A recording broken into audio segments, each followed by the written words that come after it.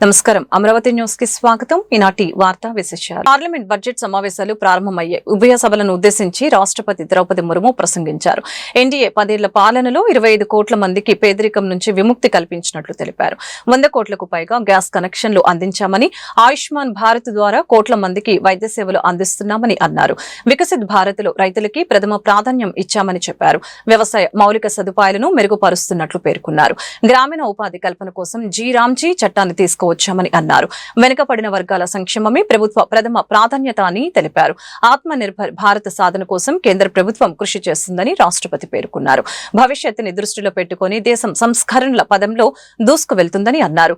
PLI పథకం కింద పారిశ్రామిక ఉత్పత్తిని ప్రోత్సహిస్తున్నట్లు తెలిపారు. माननीय सदस्यगण, बाबा साहेब अम्बेडकर ने हमेशा समानता और सामाजिक न्याय पर जोर दिया है। हमारे संविधान भी हमें यही प्रेरणा देता है। सच्चा सामाजिक न्याय यानी देश के हर नागरिक को उसका पूरा हक मिले, बिना किसी भेदभाव से मिले। मेरी सरकार सच्ची सामाजिक न्याय के लिए समर्पित है और इसी का नतीजा है कि पिछले 1 दशक में 25 करोड़ देशवासी गरीबी को हराकर गरीबी से बाहर निकल के सरकार के तीसरे कार्यकाल में गरीबों को सशक्त करने के लिए अभियान और तेजी से आगे बढ़ा है। पिछले 1 दशक में गरीबों के 4 करोड़ पक्के घर बने। बीते 1 वर्ष में 32 लाख नए घर गरीबों को मिले। जल जीवन मिशन के 5 वर्षों में 12.5 करोड़ नए परिवारों तक पाइप से पानी पहुंचाया गया है। बीते 1 वर्ष में करीब 1 करोड़ नए परिवार तक. మహారాష్ట్ర ఉప ముఖ్యమంత్రి అజిత్ పవార్ ప్రయాణిస్తున్న విమానం ప్రమాదానికి గురైన ఘటనపై పౌర విమానయాన శాఖ మంత్రి రామ్మోహన్ నాయుడు స్పందించారు. ప్రాథమిక సమాచారం మేరకు ప్రమాద సమయంలో బారామతి ఎయిర్పోర్ట్ లో విజిబిలిటీ చాలా తక్కువగా ఉన్నట్లు తేలిందని అన్నారు. రన్వే కనిపిస్తుందా లేదా అని పైలట్లను బారామతి ATC అధికారులు అడిగారని, కనిపించడం లేదని సమాధానం వచ్చిందని అన్నారు. దాంతో విమానం గాల్లో కొంతసేపు చక్కర్లు కొట్టినట్లు కేంద్ర మంత్రి వివరించారు. రెండోసారి ల్యాండింగ్ కు ప్రయత్నించే సమయంలో రన్వే కనిపిస్తుందా అని ATC అడిగినప్పుడు పైలట్ సానుకూలంగా స్పందించారని తెలిసిందని అన్నారు. దీంతో ల్యాండింగ్ కోసం ATC క్లియరెన్స్ ఇచ్చిందని, ఆ వెంటనే విమానం కూలిపోయిందని అన్నారు. ఈ ఘటనపై మరింత సమాచారం కోసం చూస్తున్నామని, దీనిపై పారదర్శకంగా పూర్తిస్థాయి దర్యాప్తు చేపడతామని అన్నారు. ఇందుకోసం ఇప్పటికే DGCA AAIB బృందాలు పూణే చేరుకున్నాయని కేంద్ర మంత్రి వెల్లడించారు. एक्सीडेंट जो हुआ है उसका जो इन्वेस्टिगेशन उसको भी हमने शुरू कर दिया है। तुरंत DGCA और AIB की टीम भी आई है और जो प्रिलिमिनरी इन्वेस्टिगेशन या प्रिलिमिनरी जो समाचार हमें मिला है उसमें इतनी जानकारी थी कि जब वो लैंड करना चाहते थे सुबह करीब 8:48 AM के आसपास, तो उस समय विजिबिलिटी थोड़ा पूर था उधर। और जब ATC बारामती से उनका जो कांटेक्ट हो रहा था फ्लाइट के लिए पायलट से, तो ATC वालों ने पूछा कि क्या रनवे साइट में है, तो उनके तरफ से आया कि रनवे साइट में अभी नहीं है। तो उसके बाद उन्होंने एक गो अराउंड भी किया। गो अराउंड करने के बाद फिर से एक बार कोशिश करी कि हमारे ATC से जो बारामती में जो FTO हैंडल्ड ATC है उनसे वार्तालाप चल रही थी। तो उस समय जब दोबारा लैंड करने आए तब भी उनसे पूछा गया था कि विजिबिलिटी है कि नहीं रनवे का। तो उसके बाद पहले तो उनका समाधान नहीं आया, फिर उसके बाद आया कि विजिबिलिटी है। तो लैंडिंग क्लियरेंस जैसी ATC ने दिया उसके बाद तुरंत देखा गया कि ये एक्सीडेंट हुआ है। बहुत दुखद घटना है, तो इसके ऊपर और जानकारी हमें मिलनी चाहिए। इन्वेस्टिगेशन पूरी तरह से ट्रांसपेरेंट और अकाउंटेबल वे में हम करेंगे। बट उससे पहले तो मैं इतना कहना चाहूँगा कि ये बात बोलना कि अजीत दादा अब नहीं रहे, उसके लिए बहुत बहुत बहुत दुख होता है। और मैं उनके जो प्यार करने वाले लोग हैं, कार्यकर्ता हैं और उनके परिवार के लोग हैं, उन सबके प्रति कंडोलेंसेस व्यक्त करता हूँ. రాజధాని గ్రామాల్లో జరీబు, నాన్ జరీబు గ్రామ ఖండాల సమస్య పరిష్కారానికి రాష్ట్ర జిల్లా స్థాయిలో కమిటీలు వేశామని మంత్రి నారాయణ తెలిపారు. కమిటీ సభ్యులు గ్రామాల్లో రైతుల నుంచి అభిప్రాయాలు తెలుసుకుని 60 రోజుల్లో నివేదిక ఇస్తారని అన్నారు. కమిటీ నివేదిక వస్తే గ్రామాల్లో భూముల సమస్య కొలిక్కి వస్తుందని అన్నారు.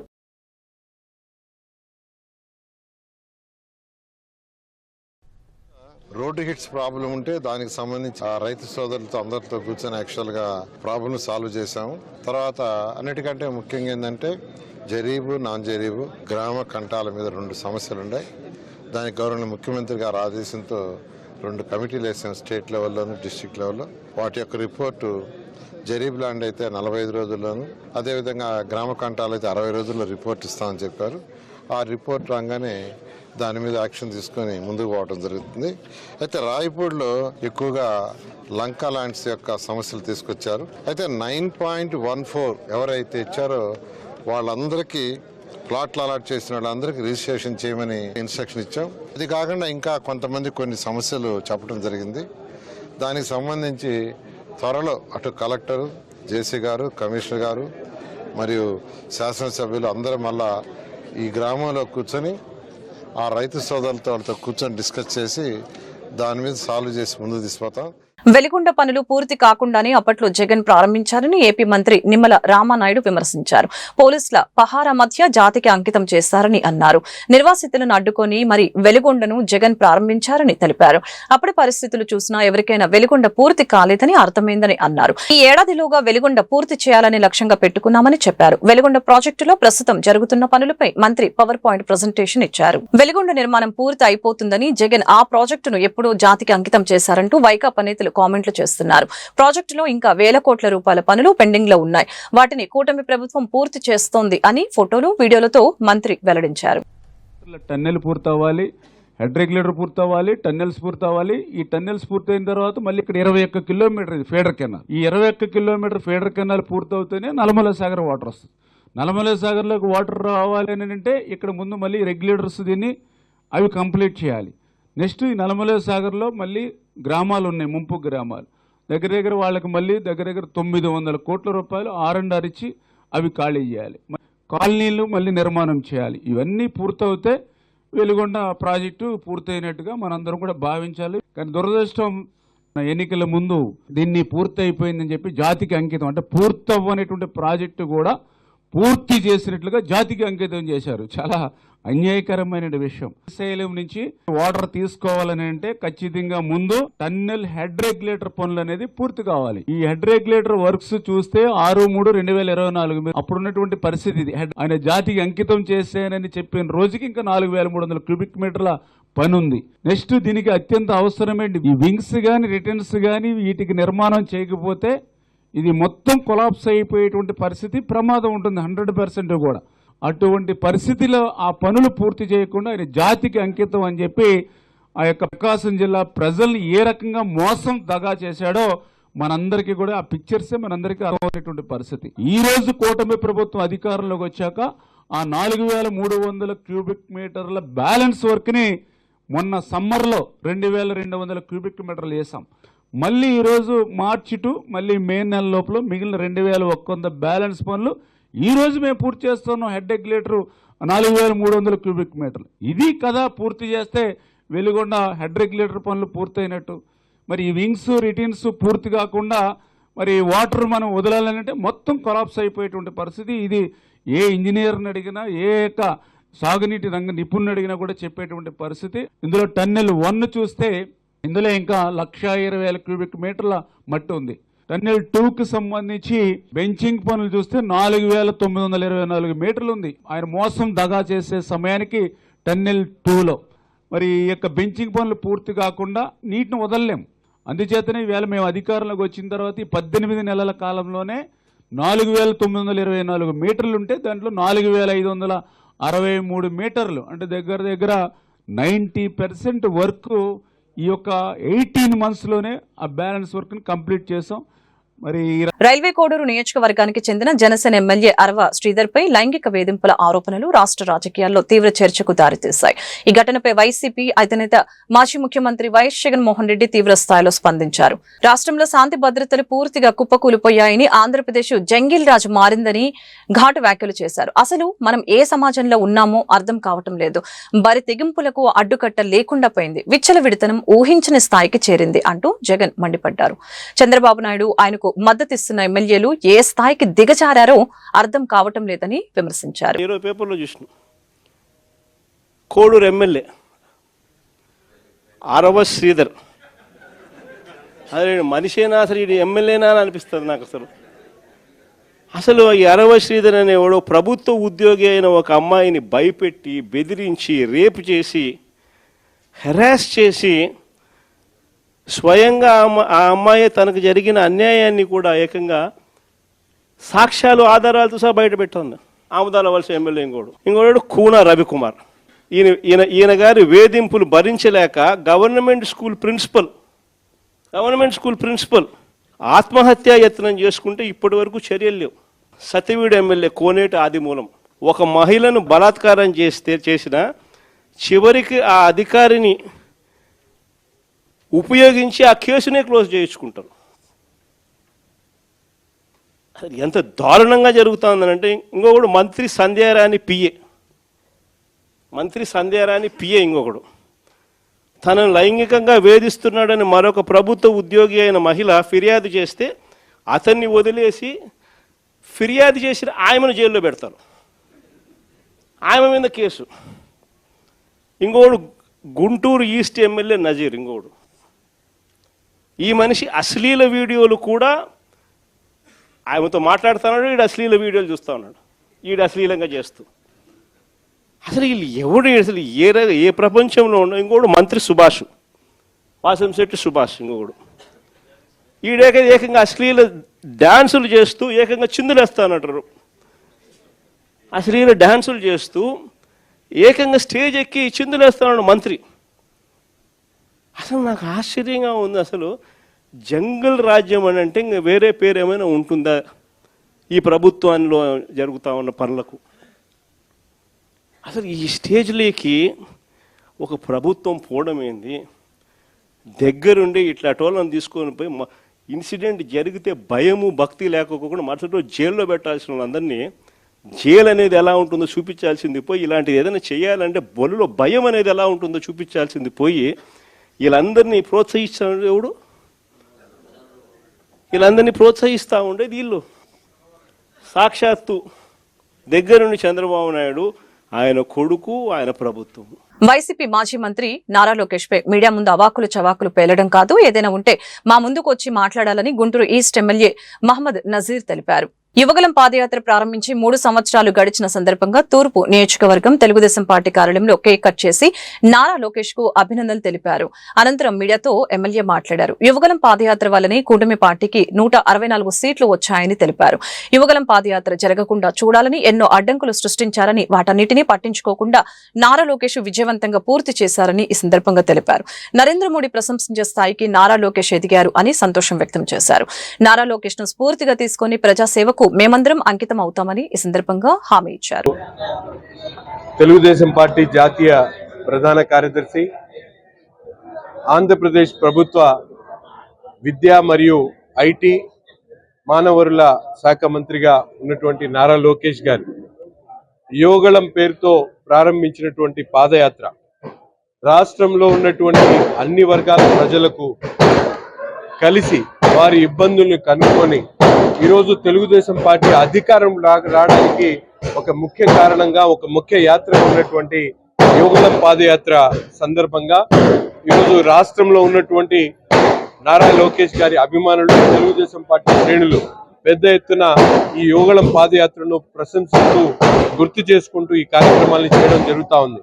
ముఖ్యంగా నారా లోకేష్ అంటే గతంలో అనేక మంది హేళన చేసినటువంటి, మాట్లాడినటువంటి పరిస్థితులు వాళ్ళందరికీ కూడా ఈరోజు ముచ్చమటలు పెడతా ఉన్నాయి.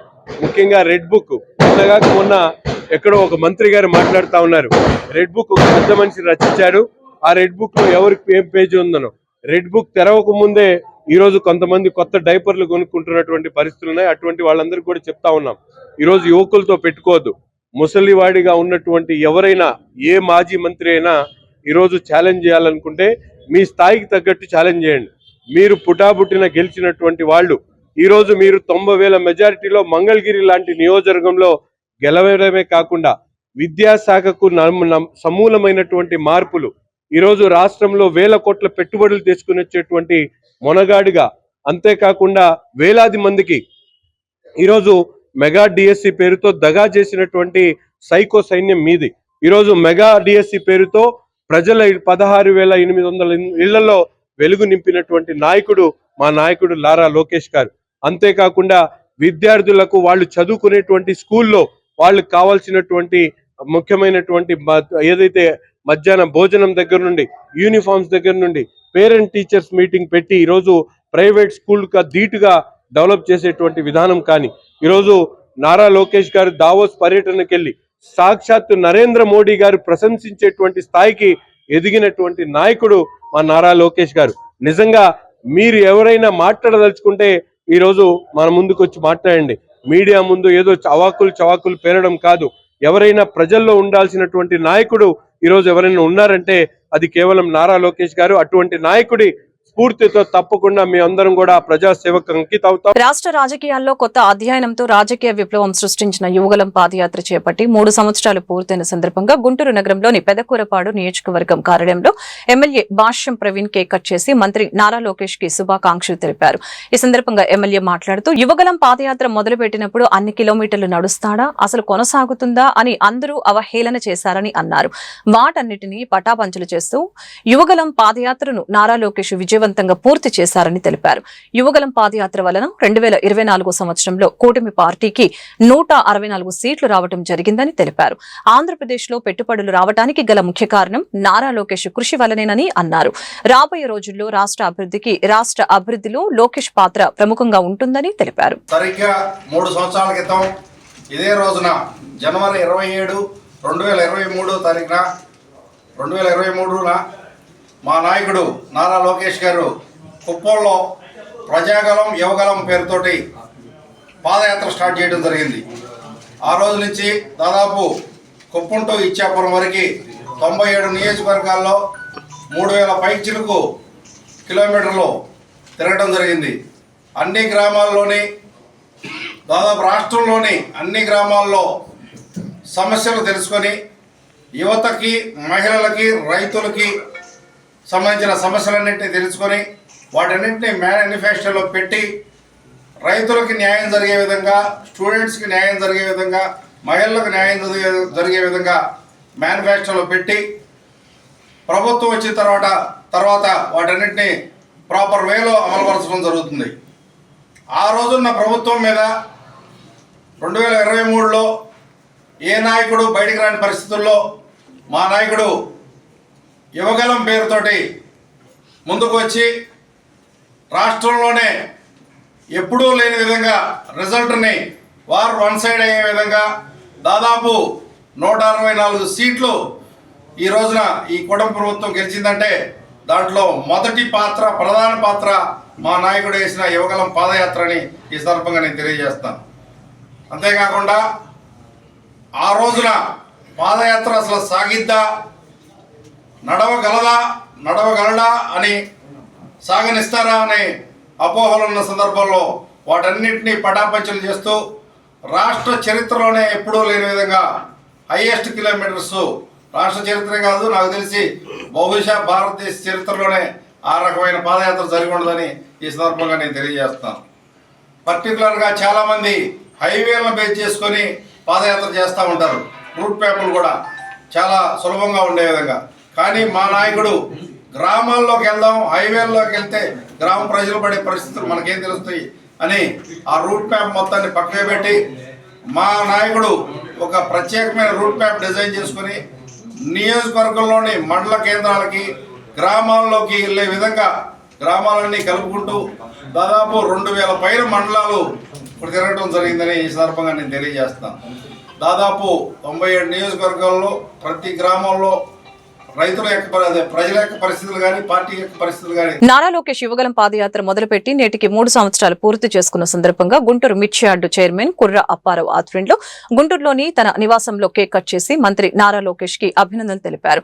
ఈ సందర్భంగా చైర్మన్ మాట్లాడుతూ రాష్ట్రంలోని 97 నియోజకవర్గాలలో 3132 కిలోమీటర్లు 226 రోజుల పాటు యువగలం పాదయాత్ర చేసిన యువ నాయకుడు నారా లోకేష్ అని తెలిపారు. యువగలం పాదయాత్రలో ప్రతి గడపను సందర్శించి గత ప్రభుత్వంలో ఎదురైన సమస్యల గురించి ఆయన స్వయంగా అడిగి తెలుసుకున్నారని చెప్పారు. ముఖ్యంగా రైతులు, విద్యార్థులు, నిరుద్యోగుల సమస్యల్ని తెలుసుకుని వారికి భరోసా కల్పించారని తెలిపారు. యువగలం పాదయాత్రలో ప్రజలకిచ్చిన ప్రతి ఒక్క హామీని అధికారంలోకి రాగానే అమలు చేసి చూపించారని కొనియాడారు.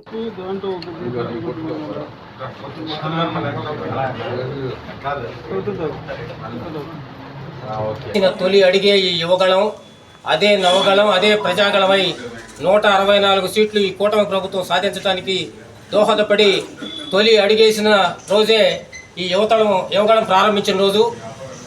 తాతలోని మొండి ధైర్యాన్ని, తండ్రిలోని చాణక్యతని పుణికిపుచ్చుకున్న మా భవిష్యత్ నేత నారా లోకేష్ గారు వేసిన అడిగే ఈ కూటమి ప్రభుత్వానికి నాందై తొలి అడిగే యువగళమైందని, ప్రజాగళమైందని తెలియజేస్తా ఉన్నా.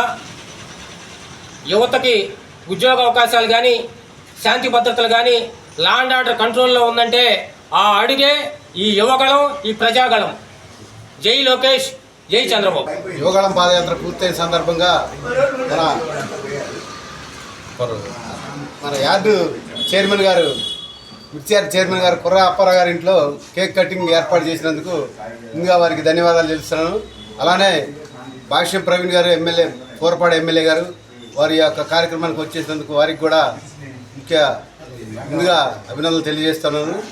ఈ యొక్క యువగళం పాదయాత్ర చేయడానికి కారణం గత 5 ఏళ్ళు పరిపాలన జరిగిన ప్రభుత్వంలో అరాచకాలు, అకృత్యాలు, అన్యాయాలు జరిగినే ఉన్నాయి.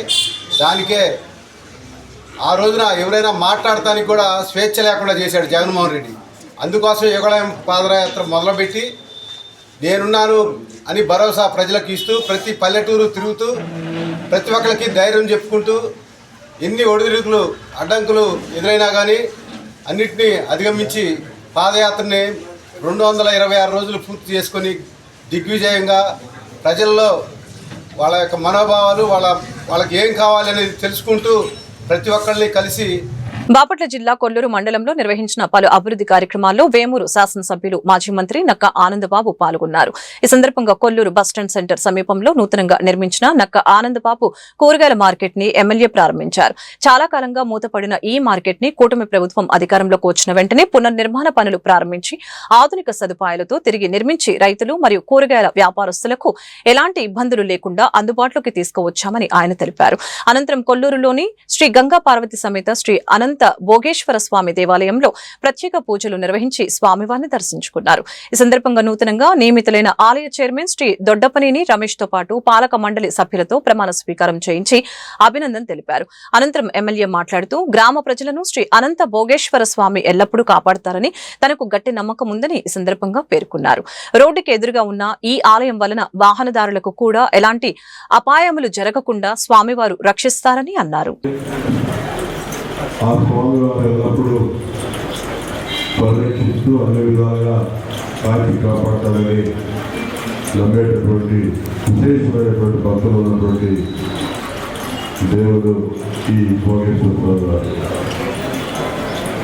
రోజు కూడా ప్రధాన రహదారికి పక్కన అటు ఇటు వెళ్ళేటప్పుడు పాదచారులు కానీ, పాదచారులు కానీ, ప్రయాణికులు కానీ, గ్రామంలో ఉన్నటువంటి ప్రతి ఒక్కరు కూడా రోజు కనిపించేటటువంటి దేవుడు అనంతపురం.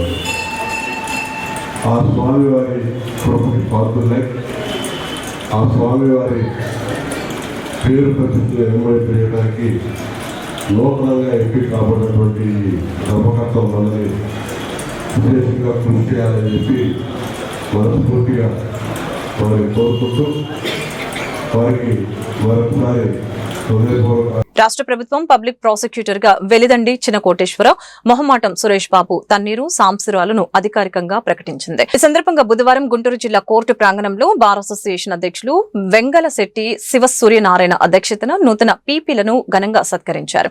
ఈ సందర్భంగా అధ్యక్షులు శివ సూర్యనారాయణ మాట్లాడుతూ ఈ నియామకానికి సహకరించిన అందరికీ ప్రభుత్వానికి కృతజ్ఞతలు తెలిపారు. ఈ కార్యక్రమంలో జనసేన లీగల్ సెల్ జిల్లా president Amminaidu, bar association member Mohammad Dada Kareem, Gogula Nagireddy, Inkollu Murahari సత్రం చైర్మన్ మట్ట ఉమామేశ్వరరావు, షేక్ సైదావలి, సుబాని పలువురు పాల్గొన్నారు. ఈ రోజున మన గుంటూరు బార్ అసోసియేషన్ సంబంధించిన న్యాయవాదులు, ముఖ్యంగా ఈరోజు 3 న్యాయవాదులు వాళ్ళ కృషి ఫలితంగా ఈ రోజున మంచి పదవులు పొందారు. వారిలో సురేష్ గారు ఏజీపీగా లేబర్ కోర్టు, అలాగే సాంబశివరావు గారు థర్డ్ అడిషనల్ డిస్ట్రిక్ట్ జడ్జి పీపీగా, అలాగే వెల్దిండి కోటేశ్వరరావు గారు ఫ్యామిలీ కోర్టు పబ్లిక్ ప్రాసిక్యూటర్గా సెలెక్ట్ అయిన సందర్భంగా ఈరోజు మన అందరం ఇక్కడ సమావేశం అయ్యాం. వాళ్ళు ముందు మరిన్ని పదవులు ఉన్న పదవుల్లో మంచి పేరు తెచ్చుకొని అందరికి కూడా మంచి పేరు తేవాలి, బార్ అసోసియేషన్కి కూడా మంచి పేరు తేవాలని చెప్పేసి వాళ్ళు ఉన్నత పదవులు అధిరోహించాలని చెప్పి, అలాగే ఇప్పుడు దాకా ఎలాగైతే ఈ పదవుల కోసం కష్టపడి ఎలాగే సంపాదించుకున్నారో అలాగే ఈ ఉన్న పదవుల్లో కూడా వాళ్ళు మంచి పేరు సంపాదించుకొని బార్ అసోసియేషన్ కూడా, గుంటూరు బార్ అసోసియేషన్కి కూడా మంచి పేరు సంపాదించాలని చెప్పి, తెచ్చుకోవాలని చెప్పి, ఉన్నత పదవులు రావాలని చెప్పేసి కోరుకుంటూ మీ అందరికీ ఈ కార్యక్రమానికి వచ్చినందుకు అందరికీ నమస్కారాలు. సమస్యల పరిష్కారం కోరుతూ సహకార సంఘాల ఉద్యోగులు ఐక్యవేదిక చేపట్టిన ఆందోళన 2వ రోజుకు చేరింది. ఈ సందర్భంగా సంఘ నాయకులు వెంకట్రామయ్య తదితరులు మీడియాతో మాట్లాడారు. ఉద్యోగులకి ప్రతి 5 సంవత్సరాలకు వేతన సవరణ చేయాలని అన్నారు. హెచ్ఆర్ఏ వెంటనే అమలు చేయాలని డిమాండ్ చేశారు. సమస్యలు పరిష్కారం కాని ఎడల ఫిబ్రవరి 16 నుండి నిరవధిక సమ్మెలోకి వెళ్తామని హెచ్చరించారు. నేను ఆంధ్రప్రదేశ్ రాష్ట్ర ప్రాథమిక వ్యవసాయ సహకార సంఘాల ఉద్యోగుల యూనియన్కి అధ్యక్షుడిని మరియు జేఏసీకి నాయకత్వం వహిస్తూ ఉన్నాను. ప్రస్తుతం మేము 2014 నుంచి పోరాటం చేస్తే 2016లో ఇప్పుడు ఉన్నటువంటి ప్రభుత్వమే 1/3/2019న జీవో 36ని విడుదల చేసి సహకార సంఘాల ఉద్యోగులకి హెచ్ఆర్ పాలసీ అమలు చేయాలని, హెచ్ఆర్ పాలసీ ప్రకారంగా పే స్కేల్స్ అమలుపరిచి జీతభత్యాలు చెల్లించాలని నిర్ణయం తీసుకుని ఇచ్చారు. దానికి స్టేట్ లెవెల్లో ఎస్ఎల్ఈసి కమిటీ అని, డిస్ట్రిక్ట్ లెవెల్లో డిఎల్ఈసి కమిటీలని ఏర్పాటు చేశారు. అప్పటి నుంచి ఇప్పటి వరకు కూడా 2019 నుంచి ఇప్పటి వరకు కూడా అమలు కానందువల్ల, హెచ్ఆర్ పాలసీ అమలు కానందువల్ల మేము మళ్ళీ పోరాటానికి దిగాల్సి వచ్చింది. అమలు కోసం పోరాటం చేయాల్సి వస్తుంది. గత నెల డిసెంబర్ 6వ తేదీ నుంచి దఫాలుగా మేము అంచెల వారీగా పోరాటం చేస్తూనే ఉన్నాం. 2019 నుంచి ఏవైతే జీవోలో పొందుపరిచిన మన కార్యక్రమాలు ఉన్నాయో వాటిని అమలుపరిచే వరకు కూడా ఈ కార్యక్రమం కొనసాగించాలని కూడా నిర్ణయం తీసుకున్నాం. ఇప్పుడు వచ్చే 12వ తారీఖు వరకు ప్రతిరోజు ఈ నిరసన కార్యక్రమం వంట వార్పు కార్యక్రమం ఆర్సీఎస్ ఆఫీస్ జరపాలని, 13వ తారీఖున ఆర్సీఎస్ ఆఫీస్ ముట్టడి కార్యక్రమం నిర్వహించాలని, వచ్చే 16వ తేదీన నిర్బంధంగా ప్రతి సహకార సంఘాన్ని రాష్ట్రంలో ఉన్నటువంటి 2050 సహకార సంఘాలను కూడా క్లోజ్ చేసి నిరవధిక సమ్మెలోకి వెళ్ళబోతున్నామని కూడా నోటీస్ ఇచ్చాం. అయినప్పటికీ మరి ఇప్పటి వరకు ప్రభుత్వం కానీ మన అఫీషియల్స్ కానీ ఎవరు కూడా ఇంతవరకు పట్టించుకోకపోతే 16వ తేదీన సమ్మెలో కనుక వెళ్తే సహకార సంఘాల్లో ఉన్నటువంటి రైతులు చాలా నష్టపోతారు. ఆ నష్టానికి ప్రభుత్వమే బాధ్యత వహించాలి, ప్రభుత్వ అధికారులే బాధ్యత వహించాలని మీ మీడియా మూలంగా తెలియజేస్తా ఉన్నాం. మేము అడిగేది ఒకటే, 2019లో మీరు ఇచ్చినటువంటి జీవోలో హెచ్ఆర్ పాలసీ వెంటనే అమలు చేయాలని, అలాగే గ్రాట్యుటీని 2 లక్షలు సీలింగ్ అని పెట్టారు. గ్రాట్యుటీకి ఒక చట్టం అనేది ఉంది. నాయుడు, నేను నెల్లూరు జిల్లా జనరల్ సెక్రటరీని. అయితే మేము గత 40 రోజులుగా వివిధ రూపాల్లో మేము ఆందోళన కార్యక్రమాలు చేస్తూ ఉన్నాము. ఇందులో భాగంగా ఈరోజు నెల్లూరు జిల్లా మరియు నెల్లూరు జిల్లాలకు సంబంధించి తిరుపతి జిల్లా మరియు సత్యసాయి జిల్లా ఈరోజు ఆందోళన కార్యక్రమాలు, నిరసన వంట వార్పు కార్యక్రమం ఈరోజు ఆర్సీఎస్ ఆఫీస్ ముందు చేపట్టడం జరిగింది. మా న్యాయమైన డిమాండ్స్ ఏవైతే ఉన్నాయో వాటిని పరిష్కారం చేయకుంటే ఈ ఆందోళన కార్యక్రమం 12వ తేదీ వరకు జరుగుతుంది. అనంతరం 13వ తారీఖు ఆర్సీఎస్ ఆఫీస్ ముట్టడి కార్యక్రమం ఉంది. అప్పటికి కూడా ఉన్నతాధికారులు కానీ ప్రభుత్వం కానీ ప్రభుత్వ పెద్దలు కానీ మాకు ఒక న్యాయం చేయకుండా ఉంటే తరువాత 16వ తేదీ నుంచి మొత్తం రాష్ట్ర వ్యాప్తంగా సమ్మెలోకి వెళ్ళిపోతున్నాం. అప్పుడు రైతులకు జరిగే ప్రతి పరిణామానికి మీరే బాధ్యత వహించి. జిల్లా ఈరోజు వంట వార్పు కార్యక్రమం ఆర్సీఎస్ ముందు ఈ నిరసన కార్యక్రమం జరుగుతూ ఉంది. మేము డిసెంబర్ 6వ తేదీ నుంచి దశల వారీగా మేము ఈ కార్యక్రమాన్ని చేసుకుంటూ వస్తున్నాము. ఈ కార్యక్రమంలో 10 పాయింట్లు మా డిమాండ్స్ అవి నెరవేర్చేదాకా మేము ఈ కొనసాగిస్తామని సభాముఖానికి తెలియజేస్తూ నమస్కారం. ఈ వార్తలు ఇంతటితో సమాప్తం. మరొక బులెటిన్లో మళ్ళీ కలుద్దాం. నమస్కారం.